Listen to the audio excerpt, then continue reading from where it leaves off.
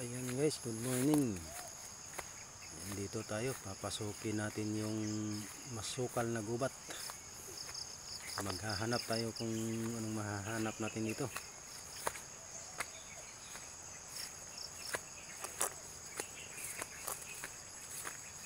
Medyo masukal na po itong kagubatan na to.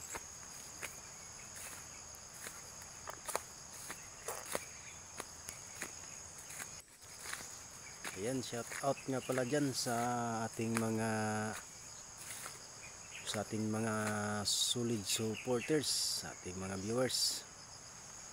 Ayan, sa inyong lahat dyan, alam niyo na kung sino kayo, hindi ko na kayo isa-isahin. Basta sa inyong lahat, mamigalab shout out dyan sa inyo. Maraming salamat sa inyong walang sawang suporta dito sa ating walang kwintang live, sa ating walang kwintang video. Wala na tayong ibang magawa, upload na lang tayo ng kahit ano-anong video. Importante ay may content tayong magawa, kasi hirap din kung walang mga bagong upload.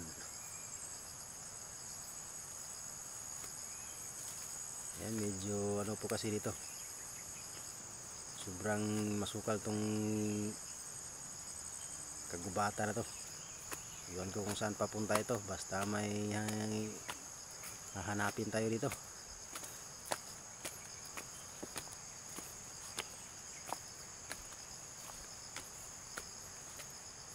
Maraming mga malalaking bato. Yung daan dito malalim na,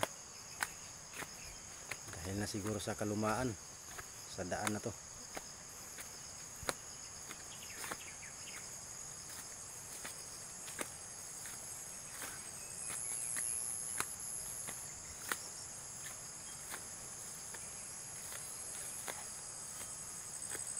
Ayan, medyo mingaw yung area na to. Wala sigurong banakon dito. Ayan, medyo ayan, mahaba na yung niyog.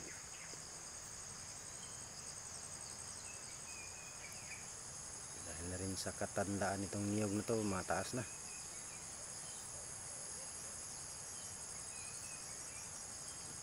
Clear na clear po yung kalangitan, puting puti yung panganod.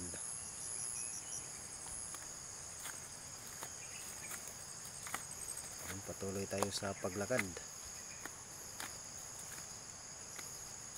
Medyo matarik pa yung daan.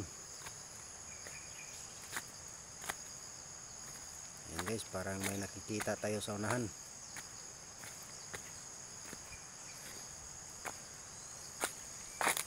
Ito, isang mayroong purong lansones.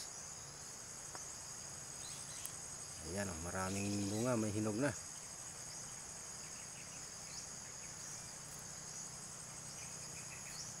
Ayan, mamaya aakyatin natin to. Ayan, marami ng hinog. Wala naman sigurong may ari nito.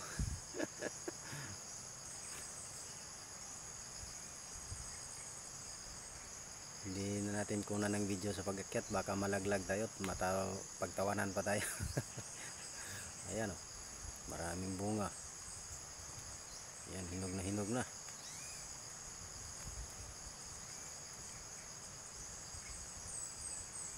Alam nyo guys, yung lansones dito sa amin ngayon sobrang mura na. Kapag binibili ito ng buyer dito sa puno, kinukuha tag 5 pesos na lang yung kilo. Ayan, may ibang uri ng lansones guys, kakaiba ang bunga niya,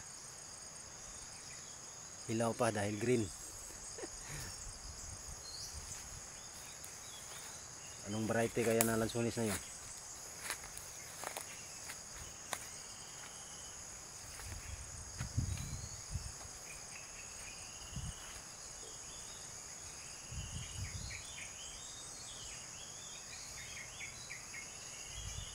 Sobrang dami na ng hinog niya. Wala na kasing bumibili ng mga lansones dito. Kadalasan pinapakain na lang kung sinong gustong kumain. Kuha lang kayo dyan sa puno.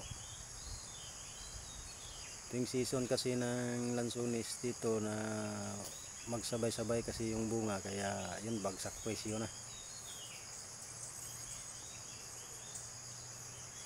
Yan, satyahin ko pala ito guys na area.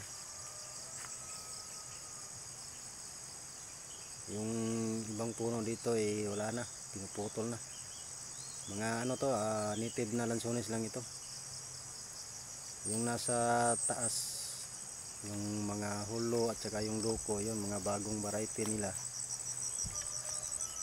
Pero yun nga, wala nang bumibili, wala nang buyer, sobrang mura na.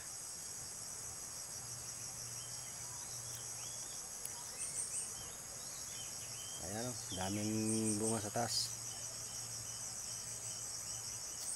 Yun nga lang, hindi ka na maano sa pagkain, nagsasawa ka na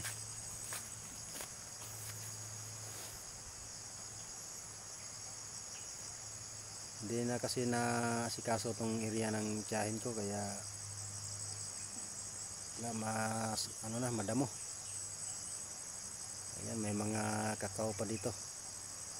Yung mga bunga ng kakao binabalot, pero yung puno hindi na kita mo, hindi na ayan, ang daming puno, hindi na inaasikaso. Yung bunga na lang yung binabalot nila.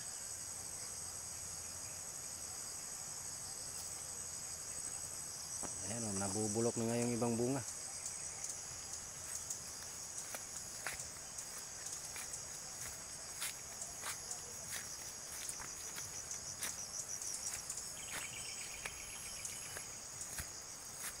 Yes, patuloy tayo doon sa tuktok.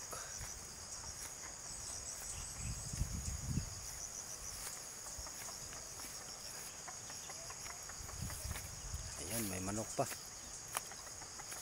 Sarap gawing tinula.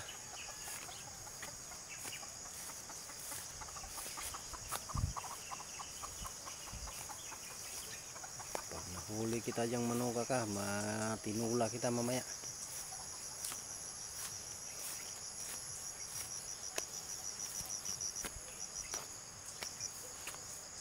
Maraming mga malalaking bato dito sa daanan, kaya kailangan talagang maglakad.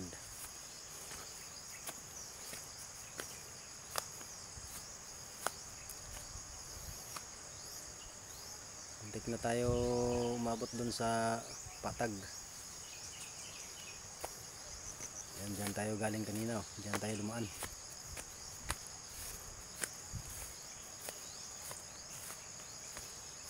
Actually patag din itong lupa na to kaso kinalsuhan dito sa taas kaya laging bakilid.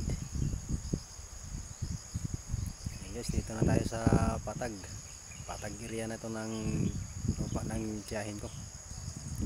Ay maraming mga punong mangga. Yan guys, maraming salamat sa inyong panonood. Hanggang dito na lang po tayo. Maraming salamat po sa inyong lahat. God bless.